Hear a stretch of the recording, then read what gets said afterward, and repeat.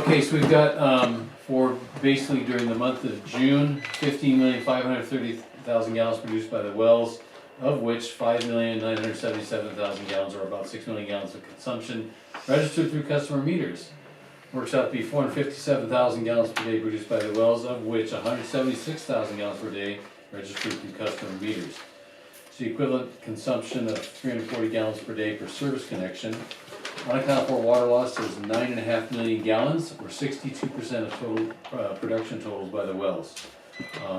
And some of the unaccountable for water loss did occur during construction and the main break that we had, and reservoir overflows at Cape Horn Estates. But that's not going to make up for 9 million gallons. I can guarantee you that. So. And then some of that is unmetered connections, correct? Like at the Navy. Yeah, Navy's. You got unmetered connections. You got 50-year-old meters that are probably not really registered properly. So you got a variety of factors involved in there. Does the Navy ever estimate their usage? Or do you have any estimate or idea of that? They just say they are convinced they don't have any leaks, but in reality, we need to get meters in there. We need to get vaults in to be able to check, because we have no idea what they're doing. They claim they don't do much, but I mean that's the way it's been for years. It's never been different. They water their yard. Yeah. So. June, that was a lot. So. Right. Okay, you can see how it compares with previous years. You look at it was much wetter last June and July, so basically 9,718,000 gallons produced during June last year, of which 3,438,000 gallons registered through customer meters. And you can say the percentage is roughly the same. You scroll down to that second paragraph and you see 65% of unaccounted for water loss in there. So your percentage is roughly the same. It has gone up over the last 2 years versus 3 years ago. Again, a warm June, 13 million gallons produced by the wells, almost 8 million gallons registered through customer meters. We were at about 40% there. And then as you scroll down the next paragraph to June 3 years ago, again, 8 million gallons, 4.8 million gallons, and then you see 40% unaccounted for water loss. You're consistent, we're just unfortunately it's growing, and then 4 years ago it was about 47%. So you can see overall the trend has been going up for what we've been experiencing in terms of water loss, especially over the last 2 years, where instead of being in the 40% range, we're in the 60% range. If they're making a comment there. Or... You need to plug it in? What good is it for 2 years? Which one is it? Okay. All right. Anyway, so that kind of gives you get a figure, and even down on 4 years ago, 47%. So you can see we're going from our 40s into in the 60% range. Main issues. We did have a lightning strike at Cape Horn Estates. We've seen those storms come through, and when they come through, they tend to go for our weakest point, which is the highest elevations in Cape Horn Estates. So we did get the radio and fuses fixed out of Cape Horn Estates. We did know that was at that time that we also discovered that our Ziply line, again, it's not Ziply fiber, it's the old landline that there, was disconnected to the Limekiln booster station. So I was in there and noticed that, hey, this reservoir level is dropping, and boy, didn't I get an alarm. Well, the line got cut, so we've got that back in place now. But we were able to fill the reservoir. It was not a problem because it wasn't that hot at that time. Plus, we were about 2/3 full. So that's nice about Cape Horn Estates is we have a little. How'd the line get cut? Because they've been working up there for something else? Well, the contractor says they never hit it. We don't know how it was. They didn't bill the contractor. Ziply it just took them time to get out there and replace it, which they did. They did come out there and fix it. Now it's just it's their call. I can't. They really shouldn't be billing the contractor. The contractor called in another utility locate for the project, and Ziply's not been out there. So what you can say? They can only do what they mark. They're supposed to mark their lines. Now they got a new one in there, and it's still not marked.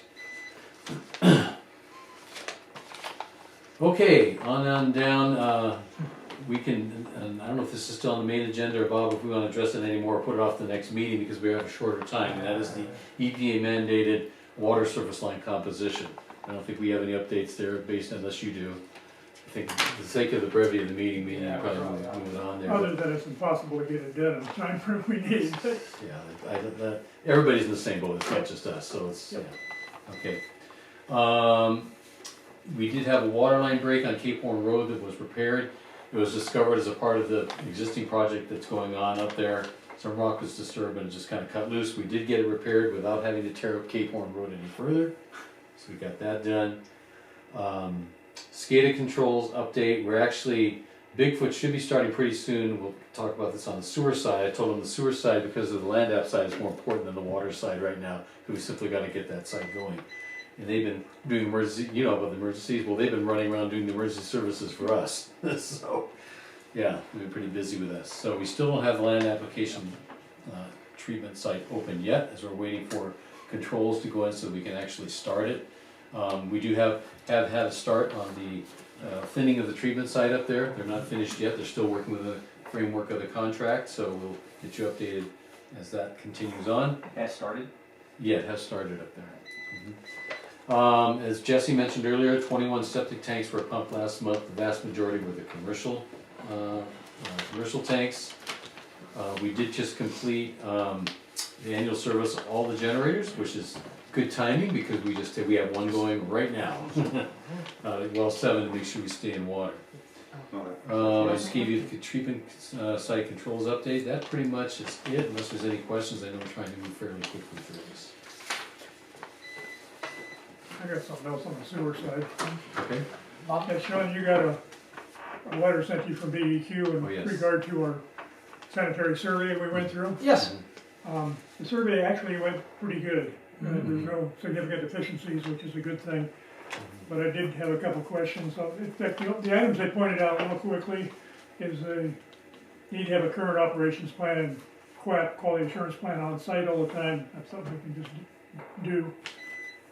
And the management units need to be actively managed for weeds, particularly noxious weeds. Well, we're in the process of doing that right now. With the We already had- agricultural we already had a plan. plan, yeah. So we So got with all, the thinning, you're doing noxious weeds, not stuff. everything, we're doing all the underbrush clearing as much as we can get done. And DEQ observed aging components on the wastewater treatment and reuse systems as well as critical components. Well, that's no surprise to any of us, it's been there forever. I think when we're through with our water project, we'll probably be taking a harder look at our wastewater system and see what we can do to improve some of that. Part of the reason that we're not going now is because of some of that aging equipment just having given up the ghost. And then the only other comment was they wanted a system classification form and a Form A. Form A is just a contact list of people to do.